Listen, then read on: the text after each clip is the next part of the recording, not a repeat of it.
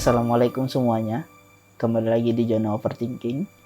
Kali ini saya akan melanjutkan cerita dari episode kemarin. Melanjutkan ke cerita kemarin. Waktu itu ketika selesai PMB, penyambutan mahasiswa baru, kami melakukan kuliah seperti biasa, beradaptasi bagaimana perkuliahan yang dijalankan di fakultas masing-masing. Selama masa adaptasi itu ada seorang senior yang menemui saya karena di cerita sebelumnya saya menang lomba pidato, jadi ada beberapa senior yang mengenal saya. Saya didatangi beliau ketika sedang duduk-duduk menunggu dosen untuk masuk kelas. Terus dia bertanya apakah saya berasal dari golongan keluarga yang kurang mampu. Kalau memang iya, ini ada beasiswa. Nama beasiswanya beasiswa BBM. Beasiswa BBM ini biasanya bisa diambil ketika sudah sampai semester 3. Jadi sudah menjalankan kuliah selama 1 tahun.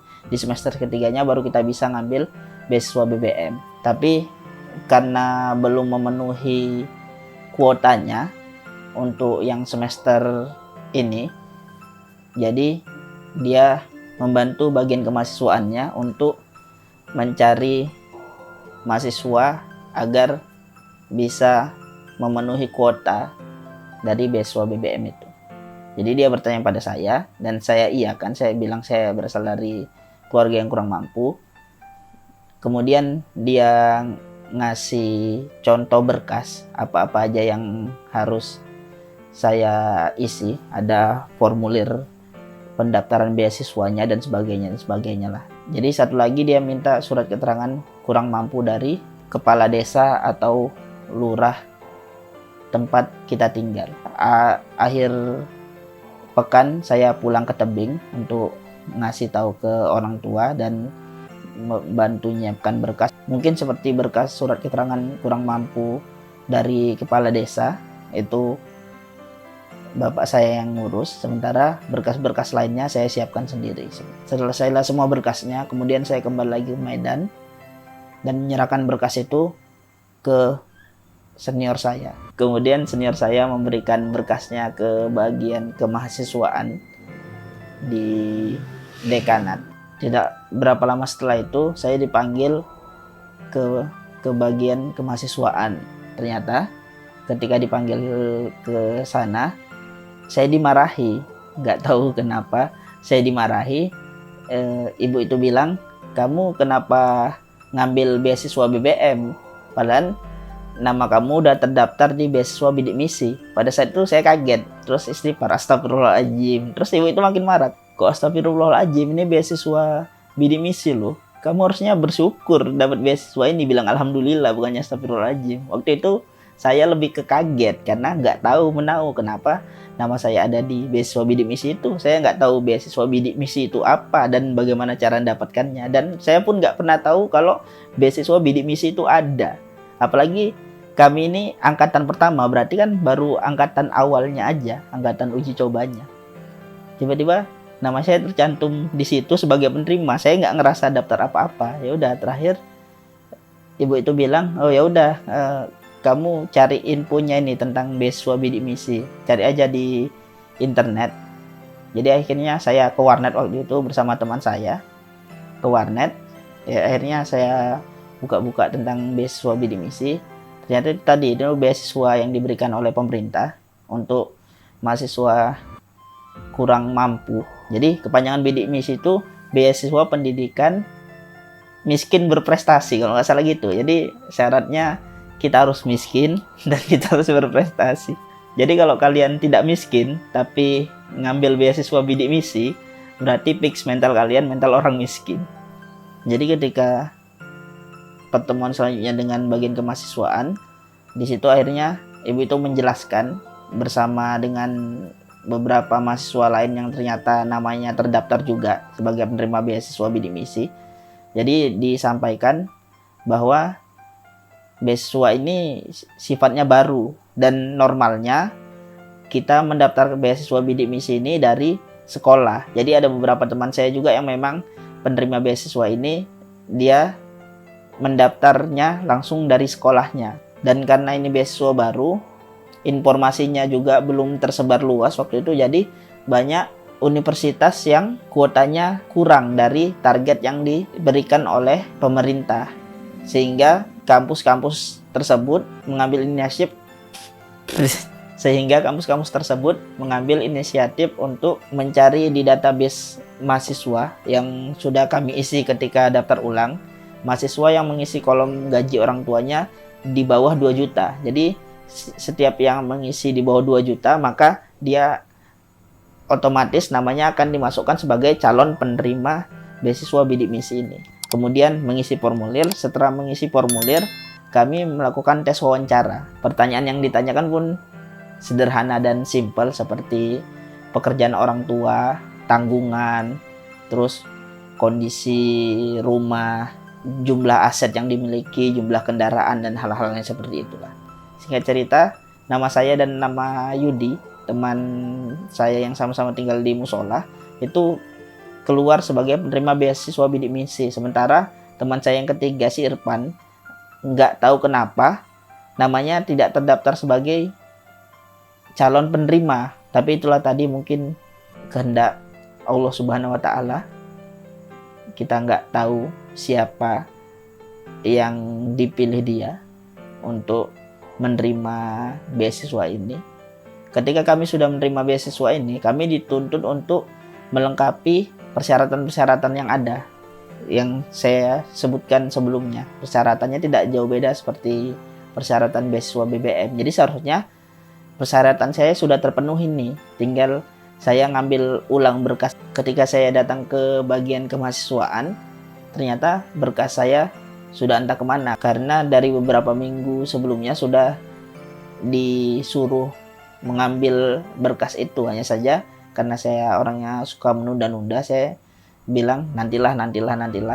Akhirnya saya disuruh mencari karena kesalahan dan kebodohan saya sendiri, nunda-nunda waktu untuk mengambil berkas. Padahal tinggal ke lantai 2, masuk ke kantor bagian kemahasiswaan, kemudian ngambil berkas. Padahal tinggal gitu aja, tapi karena waktu itu saya tolol suka nunda-nunda waktu, ya akhirnya berkasnya sudah tercampur dengan berkas-berkas yang ingin dibuang dan dirapikan. Jadi saya cari sendiri berkasnya, ketemu, alhamdulillah. Hanya saja sudah tidak lengkap, mungkin ada beberapa kertas-kertas yang terselip entah di mana atau sudah terbuang, jadi tidak lengkap. Jadi akhirnya saya harus melengkapi berkas itu lagi. Salah satu berkas yang hilang itu adalah surat keterangan miskin dari pejabat desa. Dan itu surat yang paling penting diminta oleh pihak Biro Rektor untuk bukti bahwa penerima beasiswa ini adalah mahasiswa yang kurang mampu. Tapi berkas itu pula yang tidak ditemukan. Akhirnya saya menghubungi lagi ayah saya, dan waktu itu sudah deadline. Tidak tahu apakah bisa sempat minta surat keterangan itu ke kantor desa atau tidak. Jadi waktu itu saya sempat menyerah juga sih, karena memang ini kebodohan saya sendiri. Aduh, kayaknya jangan-jangan nama saya bakal dibatalkan dari penerima beasiswa bidik misi, karena itu tadi saya tidak tepat waktu menyerahkan berkas yang wajib dikumpul. Akhirnya bapak saya menyuruh saya untuk datang langsung ke Biro Rektor, menyerahkan berkas yang ada dulu, kemudian minta perpanjangan waktu sampai surat keterangan tidak mampu dari kantor desa selesai didapat. Yaudah, akhirnya saya ke Biro Rektor, dan waktu itu saya sempat panik, jadi mondar-mandir dari fakultas ke Birek, dari fakultas ke Birek, dan itu jaraknya cukup jauh ya, jarak antara fakultas dengan Biro Rektor, dan saya mondar-mandir bolak-balik dari fakultas ke Biro Rektor. Jadi saya waktu itu puasa harus jalan mondar-mandir dari fakultas ke Biro Rektor untuk handle masalah berkas ini, berkas yang tidak lengkap ini.